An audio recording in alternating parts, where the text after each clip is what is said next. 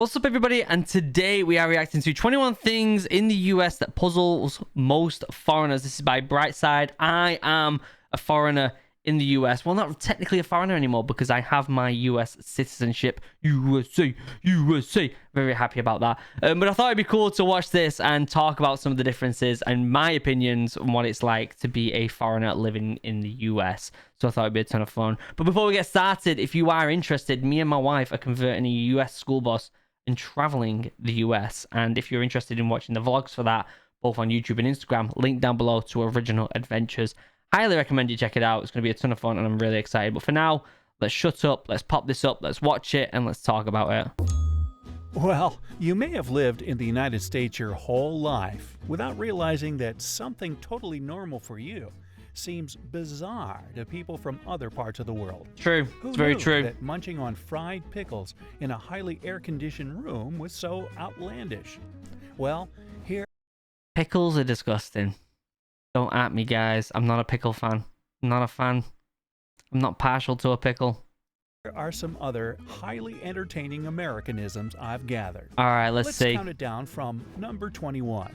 Sales tax is a guessing game. Oh my When you go shopping in the days. U.S. and see a price tag that says $14.88, don't expect to pay $14.88 at the register. Sales tax is not included in the price of an item. This confused me so much when I moved to the US because I couldn't go to the store and work out how much I was going to pay for things because it was always different when I went to the till. It was so annoying. And since this tax can vary from state to state, Yep. figuring out your total can turn into the ultimate mental math challenge. Yep. It's in many horrific. European countries, the sales tax is already included in the price. Yep. It's known as a value-added tax, or VAT. Yep. Number 20. It's much easier that way. You know exactly what you're going to pay for and you can add everything up as you're going around the aisles, you know? We're total workaholics. A lot of Americans don't feel the need to take long vacations, so they often let vacation and sick hours pile up without ever using them. Plus, most employers only give you 2 weeks out of the year. But in a lot of other countries, like Brazil or Finland, workers are encouraged to take an average of 30 days of vacay. Wow. So, okay, I'm gonna say that one isn't necessarily just an American thing. However, there is this weird culture in America where it's like good to work. Like it's really like if you're like, oh, I've been working since I was 15, 70 hours a week. Like people are like, wow, that's really good. Whereas there's a lot of people in Europe are like, I mean, it happens in Europe as well. Like a lot of people do the same thing. But in my opinion, it's just this weird new culture that's kind of derived from modern society where the more you work, the better person you are or something. It's not the case. You're just working your life away for someone else, making money for someone else. And you should be able to take time off. A lot of big companies in the US take advantage of their employees. And it's not that they want to work that much. It's that if they don't, they may lose their job. That's the truth around it. So that one's a little bit different. Wow. Maybe I should take some time off. Or perhaps I'll just keep waiting. Yep. 19. It's not a party without red Solo cups. In Yeah. the States, this red plastic cup is synonymous with party on, dude. Yeah. But other countries apparently don't recognize this cup to mean the same. Nope, I didn't even know what them cups were. I only ever saw them in American Pie, the films and stuff like that. Like, I saw one in person when I went to summer camp over here for the first time back in 2013. But other than that, I never even seen one in my life. Same thing. People in the UK, for example, don't use red Solo cups at get-togethers. Nope. They have to go to a special website to purchase the cups for American-themed parties. But no one really does that. Who knew? Number 18. Deep-fried everything. Whether it's fried pickles or even fried Oreos, America has it all. Fried fish recipes first appeared in Spanish and Portuguese cookbooks as far back as the 1200s, and the Greeks were frying food in olive oil way back in the 5th century BCE. What? Didn't know As that. America does with many things, they've adopted a tradition from far-off lands and took it up a notch, or 5. 17. So the whole fried thing, again, yeah, I get it. America does fry a lot of stuff, but other countries fry a lot of stuff as well. Scotland fry pizza and Mars bars. I've had fried pizza before. It's really good. But yeah, a lot of stuff is fried over here, just generically fried. It just tastes good though, doesn't it? I don't really eat fried stuff, but it tastes good. Get everything you need right at the pharmacy. If you're not from the US, it may be puzzling to walk into a pharmacy and see aisles and aisles of over-the-counter meds, toys, makeup, clothes, and even groceries. Unlike in other countries where pharmacies sell medicine and medical supplies exclusively, the ones in the US are like small convenience stores where you can grab magazines, Tylenol, and a frozen pizza in one fell swoop. Yeah, I would say that was kind of strange, but you also do have.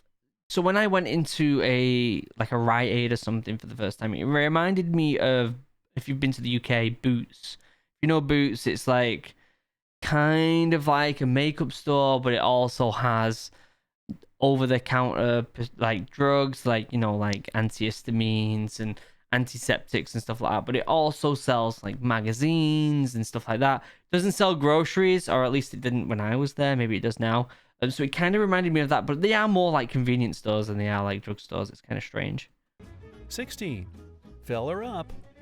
In America, if a restaurant doesn't offer free refills on fountain drinks, it's kind of strange. Yeah. But in other countries, once you buy one beverage, that's it. Yep. France banned refills on sugary sodas back in 2017 in order to combat the current obesity epidemic. Rightly so. In the US, the idea of free refills is still alive and well. 15.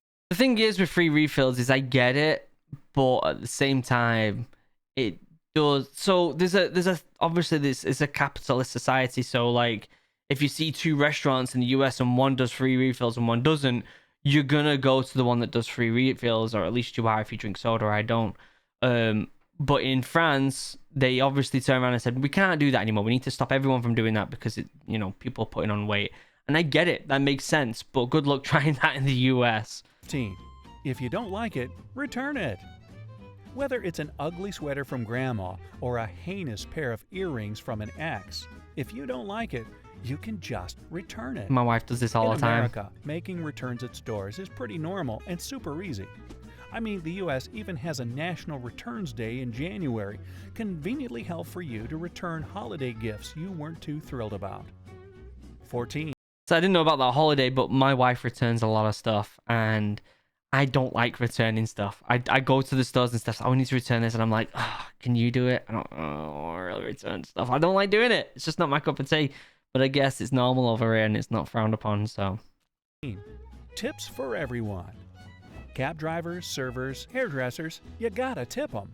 Tips are acceptable for almost any service in the US and sometimes consist of 25% of the bill. We haven't started tipping surgeons yet, but there are places in other parts of the world, such as Japan, that consider tipping incredibly rude, like in restaurants.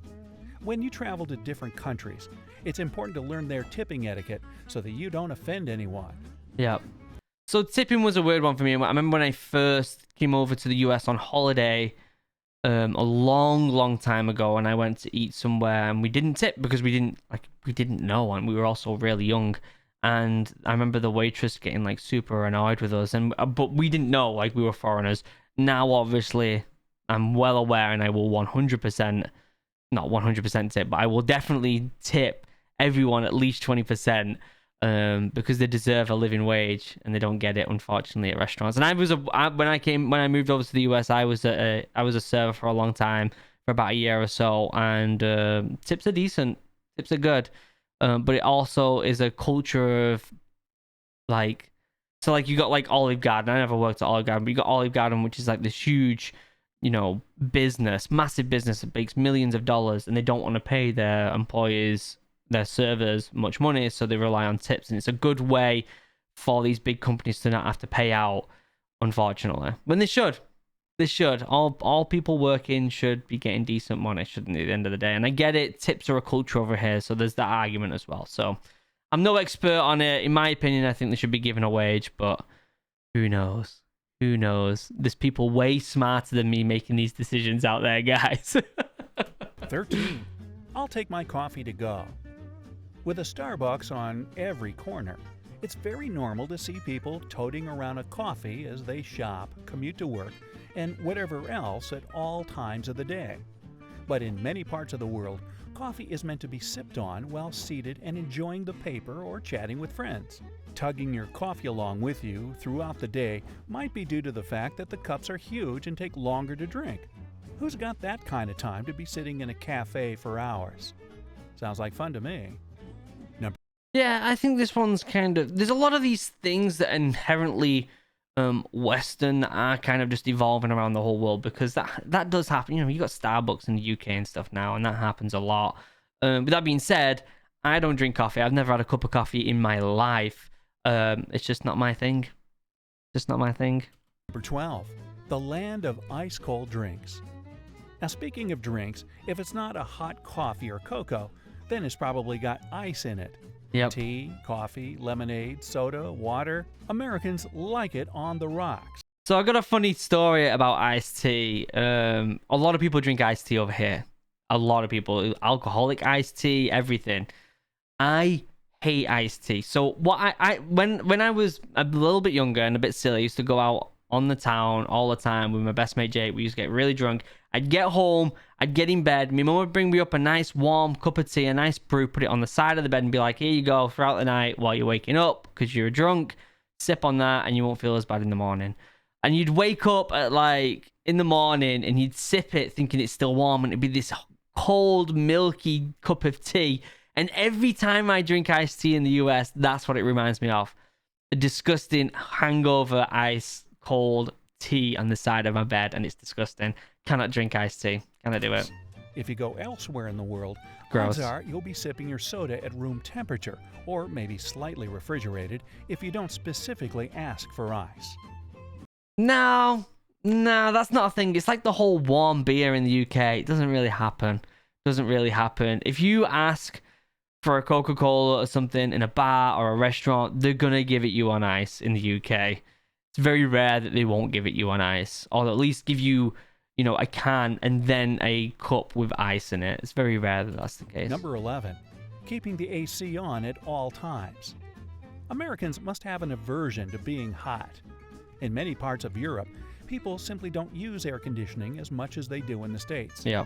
Here, it's expected to always have the AC blaring, and a lot of visitors find it pretty strange and quite chilly. But come on, it makes sense. If you're cold, you can layer up. If you're hot, all you can do is suffer and complain about it. Yeah, we never had an AC in the UK in our house, and I remember going over in the summer in 2016 with my wife and my mother-in-law, who are obviously both American, and it was hot, and they were like, why have you not got an AC? And we're just like, we just opened the doors. We just opened all the windows and doors. Like, it's just a thing you do. But over here, you have like an AC in every window in the summer because it gets roasting. But it makes sense because it gets really hot, and even I put the AC on now. Number 10. Looking at dollars is a snooze fest. I remember going to Europe for the first time and thinking their banknotes look like Monopoly money. Yeah. And I guess a lot of countries have bills of different colors and sizes depending on the value, like Swedish krona and Russian rubles. But not in the US. It's all greenbacks, baby. Sure, 10s look a little yellowy, 50s are kind of pinkish, and Benjamins seem bluer than the others. But still, US dollars definitely aren't as fun and rainbowy as other currencies. Yeah, I feel like the US currency doesn't feel as valuable as, say if you have a £5 note, it doesn't feel like that feels more valuable than the equivalent, which would be like, I don't know, $7 or something. It doesn't like it doesn't feel, I don't know, there's something about it, US money, that just feels kind of, you know, crappy in a way. But it still pays the bills, so who the hell cares, right? Plus, most of the time, you don't even see the money anymore. It's just digits in a bank. Number 9. Giving a thumbs up. In America, even little kids know a thumbs up means good job, way to go, or anything positive like that. But if you travel to Greece or the Middle East and give this common American gesture, you probably won't make too many friends. Hey, how about giving this video a thumbs up for the useful tip? I feel like, again, just like the old iced tea thing, the iced drinks, I feel like that's something that's kind of disappearing over time. Like, people give thumbs up. I've never seen anyone in the UK get offended by someone giving a thumbs up. It's just like a common gesture now. And I feel like it's so common now that if you did go to a foreign country and you did do that, they would probably just explain, hey, that's not really common around here, just so you know. I don't think people will get upset with you, to be honest. Especially if you look like a foreigner in a foreign land, you know? Number 8. The date writing conundrum. So many visitors to the U.S. get really confused by the month-day-year Oh thing, my days. because most parts of the world write the day, then the month, then finally the year. It makes sense. Day, month, year. Why is it month, day, year over here? Do you know how many times I had to refill visa papers because they wanted the date in the US thing? I still do it today. I've been here 6 years and I still do it today. It just makes sense. Day, month, year. Why is it month, day, year? It makes no sense. Makes no sense. There's no clear historical reason why No. the U.S. insists on writing the day differently, but we just do. Yeah, it's frustrating. Number 7. Pre-baby baby showers. Many cultures celebrate a new baby coming into the world, but America is one of the few places that does this before the baby actually gets here. In East Asian countries, for instance, celebrations for a new baby are held once the baby is born, as doing otherwise is seen as bad luck.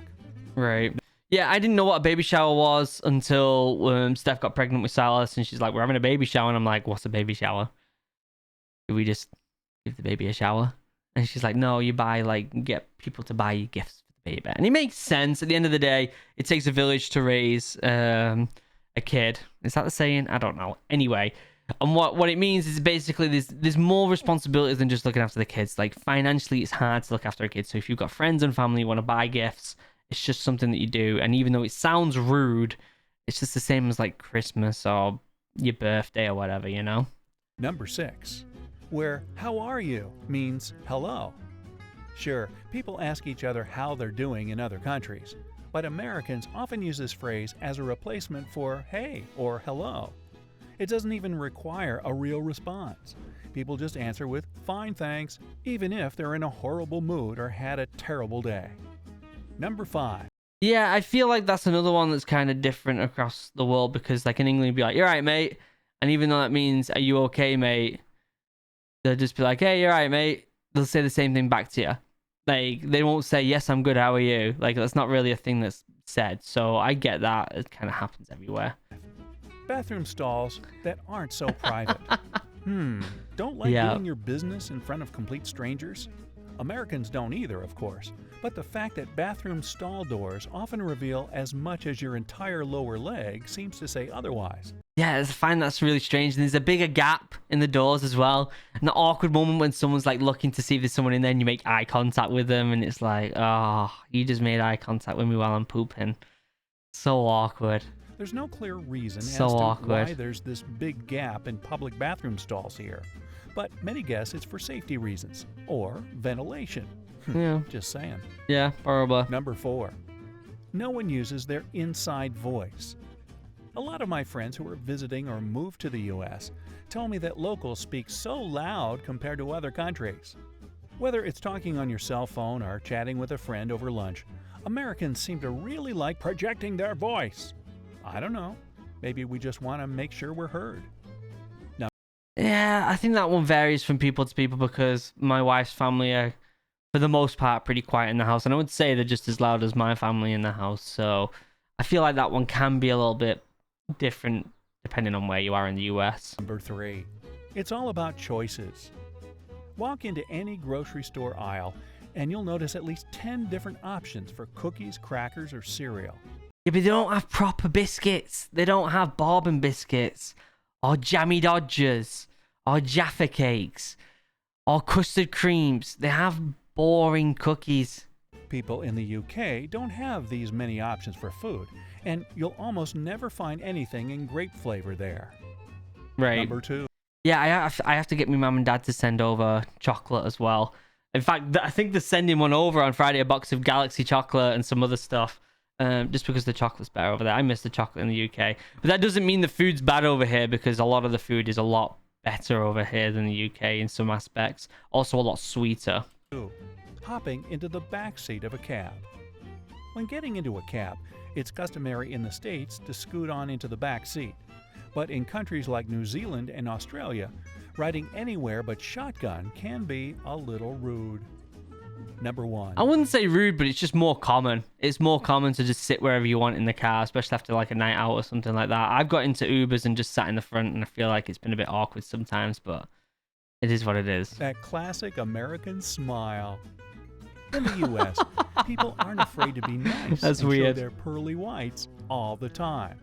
And according to a 2015 study at Brown University, because America has always been a very diverse country, it forced people to smile at each other more since they couldn't always communicate with language. That makes sense. That's just one more historical theory as to why Americans tend to smile more than people in other places do.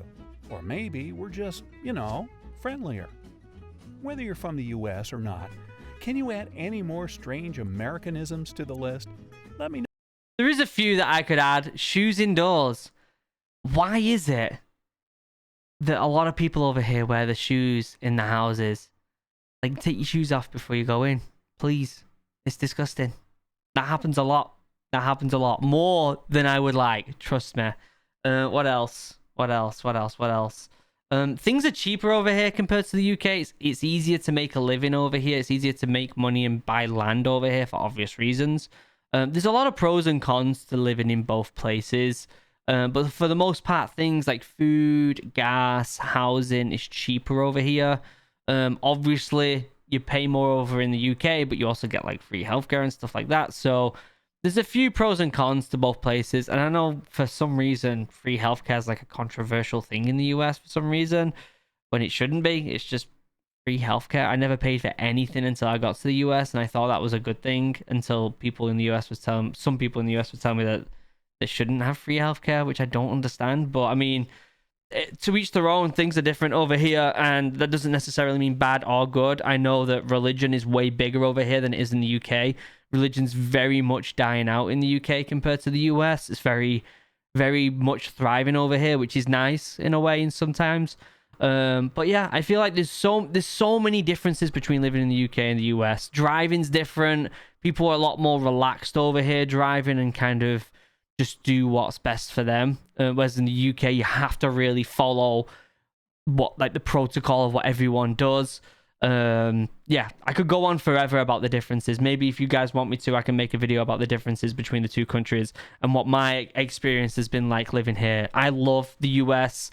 I love Maine, where I'm living right now. I don't want to move back to the UK. I've thought about it plenty of times. I actually want to retire in Scotland somewhere because my mum's side of the family are from Scotland. But I love the US. I love it too much. And that's why, actually, if you're interested, we are converting a US school bus and traveling the country because I love this place. I think it's a beautiful, beautiful country. And I'm proud to be an American citizen now, guys. USA, USA, USA. Anyway, I'll leave a link down below to the original video. Definitely go and check that out. Also, like I just said, OriginalAdventures, links down below for that. Members, you're coming along here slowly.